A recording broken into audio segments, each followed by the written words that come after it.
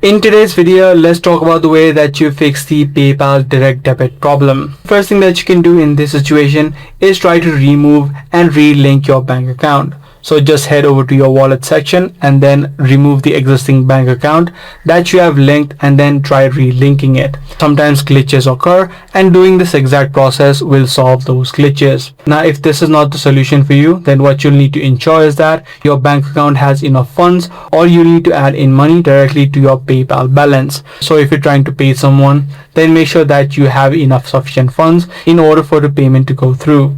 Also, you need to ensure the expiration date and the billing address, as well as you need to confirm your bank or debit card.